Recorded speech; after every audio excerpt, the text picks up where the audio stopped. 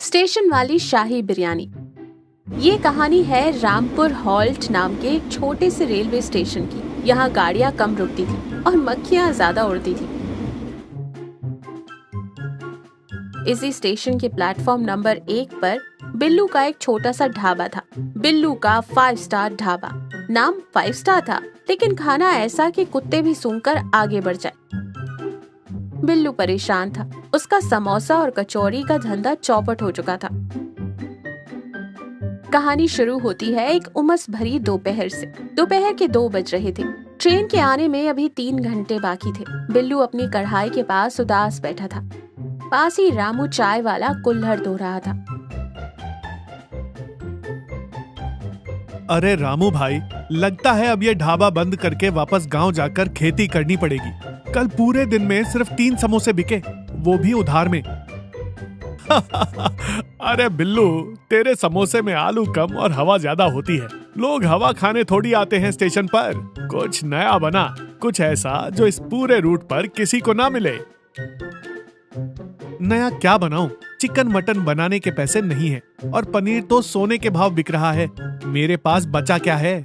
बस ये 5 किलो गोभी है जो कल मंडी से सस्ती मिली थी। अब इसका क्या अचार डालूं? तभी बिल्लू के दिमाग की बत्ती जली। उसने गोभी के एक बड़े फूल को उठाया और गौर से देखा। रामू, अगर इस गोभी को मैं ऐसे काटूं, फिर बेसन और मसालों में लपेटकर डीप फ्राई कर दूं और फिर बिरयानी वाले चावल में दम लगा दूं, तो वो गोभी चावल कहलाएगा। कौन खाएगा तेरा गोभी चावल? यही तो तू नहीं समझा। हम इसे गोभी बोलेंगे ही नहीं, हम इसे ऐसा नाम देंगे कि लोग नाम सुनकर ही टूट पड़ेंगे।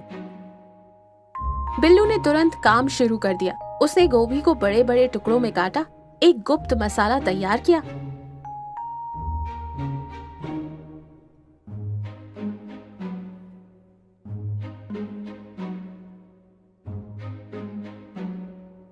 जिसमें नमक और लाल मिर्च ज्यादा थी। गोभी को तलकर एकदम कुरकुरा और लाल कर दिया।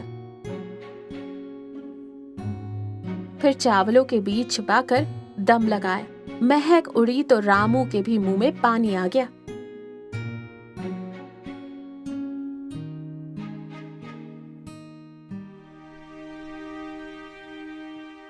बिल्लू ने एक गत्ते पर कोयले से लिखा, शाही Kashmiri veg leg piece biryani, मात्र 50 रुपए प्लेट।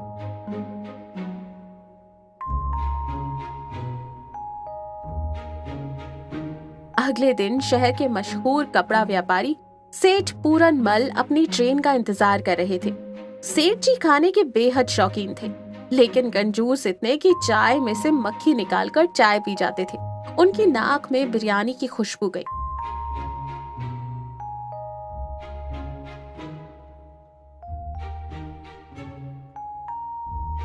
अरे भाई, क्या बना रहे हो? खुशबू तो बड़ी जानदार है। क्या है ये? सेठ जी, ये मामूली खाना नहीं है, ये है शाही Kashmiri veg leg piece biryani. इसमें जो बूटी पड़ी है ना, वो हिमालय की पहाड़ियों में उगने वाला एक खास सफेद कंद है। इसे खाने से घुटनों का दर्द गायब हो जाता है। रामू पीछे मुड़कर हंसी दबाने लगा। अच्छा, 50 रुपए में? चलो एक प्लेट लगाओ, लेकिन अगर स्वाद नहीं आया तो पैसे नहीं दूंगा। बिल्लू ने प्लेट भरकर बिरयानी दी। ऊपर से तली हुई गोभियों का एक बड़ा पीस रखा, जो मसाले से लथपथ होकर बिल्कुल किसी शाही डिश जैसा लग रहा था।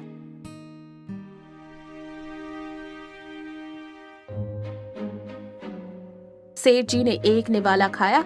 गोभी का क्रंच और मसालों का तीखापन, सेठ जी की आंखें खुली की खुली रह गई। अरे वाह, बिल्लू बेटा मान गए। ये तो ना पनीर है ना आलू है, यह तो गजब है।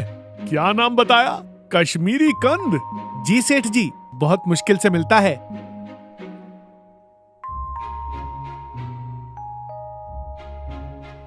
सेठ जी ने न सिर्फ पूरी प्लेट चट कर दी, बल्कि घर के लिए भी 2 पैकेट बंधवा लिए।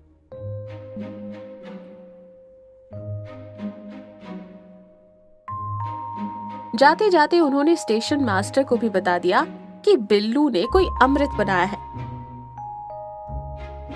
तीसरे दिन तक तो खबर जंगल की तरह फैल गई थी।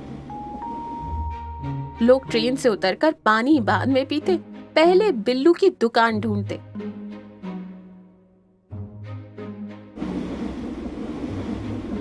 भाई, सुना है वो जो सफेद कंद है वो शरीर में ताकत लाता है।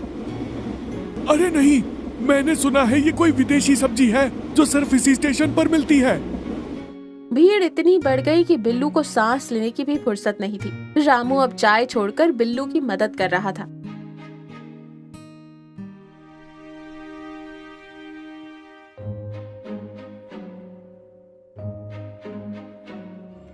बिल्लू, तूने तो कमाल कर दिया। लेकिन यार, मंडी में गोभी का भाव बढ़ गया है। अगर किसी को ये पता चल गया कि ये गोभी है तो हमारी खैर नहीं।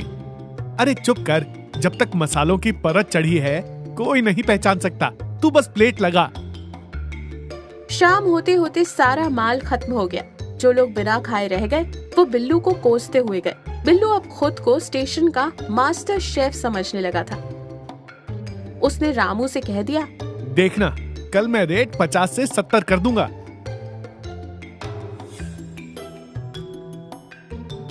चौथे दिन एक गड़बड़ हो गई। मंडी में गोभी खत्म हो गई।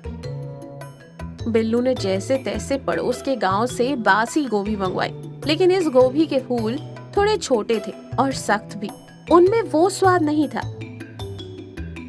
दोपहर का 1 बजा था। स्टेशन पर सन्नाटा था।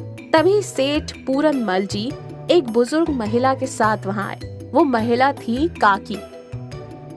काकी के पास रसोई का 50 साल का तजुर्बा था। वो दाल की खुशबू सूंघकर बता देती थी कि नमक कम है या मिर्च। बिल्लू, आज मेरी काकी आई है। इन्हें तुम्हारे उस कश्मीरी कंद का स्वाद चखना है। 2 प्लेट लगाओ, बढ़िया मसालेदार। बिल्लू का दिल धक धक करने लगा। इन छोटे गोभी के टुकड़ों से काकी को कैसे खुश करेगा, लेकिन कोई रास्ता नहीं था। उसने रामू की तरफ देखा। रामू ने इशारा करके कहा, हिम्मत रख, दे दे। बिल्लू ने उन छोटे गोभी के टुकड़ों को मसाले में डुबोया और चावल के नीचे छुपाकर परोस दिया। काकी ने प्लेट हाथ में ली। सेठ जी बड़े चाव से देख रहे थे। खाइए काकी, ये कोई मामूली चीज नहीं है, हिमालय से आती है। काकी ने एक निवाला मुंह में डाला, चबाया। उनके चेहरे के भाव बदल गए। उन्होंने खाना बंद कर दिया। बिल्लू के माथे पर पसीना आ गया। क्या हुआ काकी, मजा आया ना? काकी ने धीरे से अपनी पानी की बोतल उठाई और प्लेट में से उस शाही टुकड़े को हाथ में लिया। सबके सामने उन्होंने उस टुकड़े पर पानी डालकर उसे धोना शुरू कर दिया। मसाला धुल गया, बेसन बह गया और राज खुल गया। एक छोटा सफेद उबला हुआ गोभी का फूल। पूरनमल, यही है तेरा कश्मीरी कंद। सेठ पूरनमल का मुंह खुला का खुला रह गया। रामू धीरे से चाय के ग्लास समेटने लगा।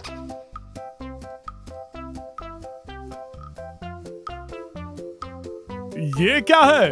ये तो गोभी है। अरे बिल्लू, तूने मुझे धोखा दिया। 70 रुपए लेकर 10 रुपए वाली गोभी खिला रहा है। सेठ जी ने अपनी चप्पल उतारने की तैयारी कर ली। रुक, तुझे बताता हूँ। अभी स्टेशन मास्टर को शिकायत करता हूँ। वो चिल्लाए। सेठ पूरनमल गुस्से से लाल हो रहे थे। तभी काकी जोर से हंसी। अरे पूरनमल, रुक जा, इतना गुस्सा क्यों कर रहा है? और क्या करूं काकी, इसने हमें ठगा है। ये चीटिंग है।